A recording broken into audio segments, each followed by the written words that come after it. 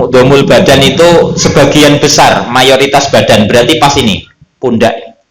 Jadi jenengan jangan memahaminya begini. Nah, ini contohnya, saya kan pas madhep kiblat, kepalanya kiblat tapi dadanya madhep mana ini, utara.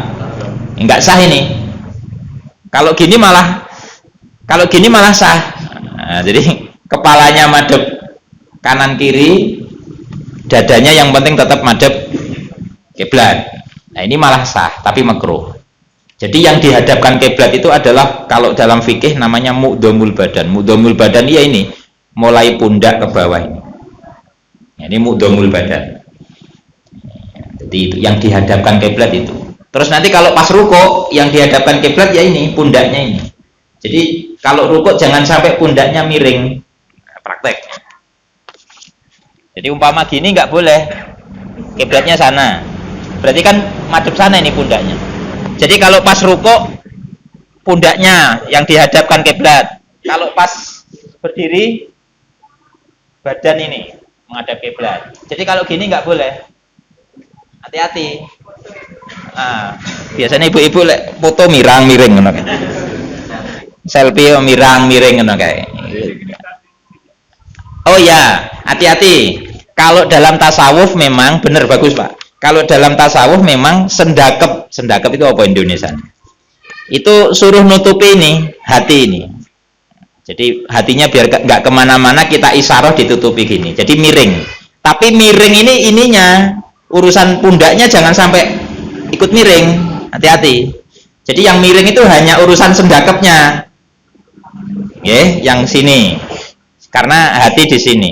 Nanti di ayat setelahnya ini menerangkan ini Pak. Fadkuruni adkurkum ini nanti tak terangkan itu. Nanti kaitannya dengan sholat. Jadi tak ulangi. Kalau sholat sendakepnya bisa begini, bisa begini, bisa begini. Terserah wis. Sebenarnya orang saling menyalah. Dilos gitu aja boleh kok. Jadi sholat Allahu Akbar gini aja. Tapi kan rawan gerak. Biar nggak rawan gerak, ya dipegang. Gini terserah, gini terserah, gini terserah. Yang penting badan ini kalau gini, nggak boleh, karena ini akhirnya serong. Mu'dhamul badannya serong. Nah itu nggih. Jadi ini, tapi ayatnya kok pakai wajah, fawali wajhaka. Mengapa kok pakai wajah? Tapi kalau dalam fikih kok pakai dada? Karena ini namanya dalam ilmu balaghah ya, ilmu sastra Arab namanya majaz. Jadi itlaqul juz tapi ala iradatil kul. Yang dikehendaki sebagian, ya, tapi yang diucapkan sebagian tapi yang dimaksud seluruhnya. Jadi mu'dhamul badan. Tidak hanya wajah tapi mu'dhamul badan. Lah mu'dhamul badan itu mulai pundak, dada itu. Buktinya nanti kalau pas ruko kan wajahnya madep bawah. Nah itu makanya kalau pakai ayat ini terus ayatnya nggak kepake. Lawang ayatnya waktu sholat fawali wajhaka, hadapkan wajahmu. Lah ternyata pas ruko dan sujud wajahnya madep bawah. Lah makanya bener kata ulama. Jadi yang dimaksud bukan wajah tapi ini pundak dan dada ini. Jadi kalau pundak kan pas gini madep gini, pas ruko lah ini. Makanya termasuk sujud juga jangan sampai miring gini sujud. Jadi pundaknya akhirnya madhep serong ke sana. Pun niku masalah fikih. Wa innahu lal haqqu mir rabbika. Jadi yang benar begitu nggih. Wa innahu lal haqqu mir rabbika. Yang benar adalah menghadap kiblat Ka'bah, bukan Baitul Maqdis. Wa ma wallahu bighafilin amma ta'malun. Allah tidak lupa terhadap apa yang kamu perbuat. Maksudnya begini. Dulu ini kan ayatnya sama seperti ayat yang depan kemarin.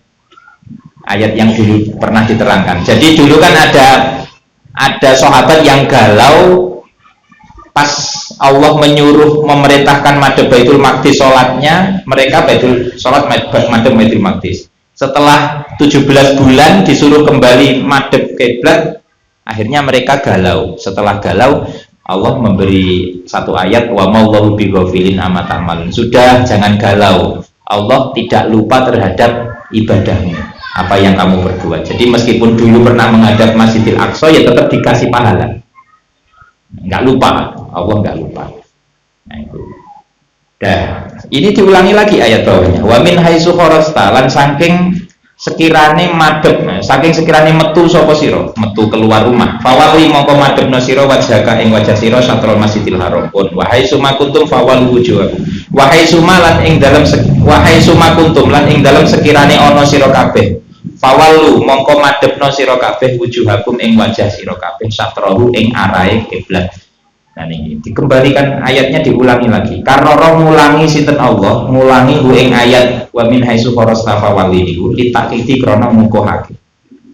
Ini kalau dalam tafsiran kitab tafsir saya, mengapa ayat ini diulang sampai 3 kali, fawalli wajhaka satrul Masjidil Haram, ini diulangi sampai 3 kali. Karena alasannya ini dalam tafsir, karena kasus pemindahan kiblat itu adalah perubahan hukum pertama di Islam. Jadi di Islam itu dulu pertama ada revisi, istilahnya nasakh mansuh. Ada nasakh mansuh, ada perubahan hukum, itu kasusnya adalah kasus kiblat ini. Nah, terus mengapa dipertegas sampai diulangi sampai 3 kali? Orang biar kukuh, ben mantep. Jadi gara-gara diawali dengan pindah kiblat, orang mulai runtuh imannya, mulai lemah imannya, terus sama ayat dimantepkan lagi sampai diulangi 3 kali ayatnya. Nah ini jadi alasannya begitu. Yang atas kemarin kita juga bahas fawali wajhaka satrul Masjidil Haram, ini di sini sampai ada 2 ayat juga. Ini diulangi karena alasannya untuk memantapkan hati orang Islam.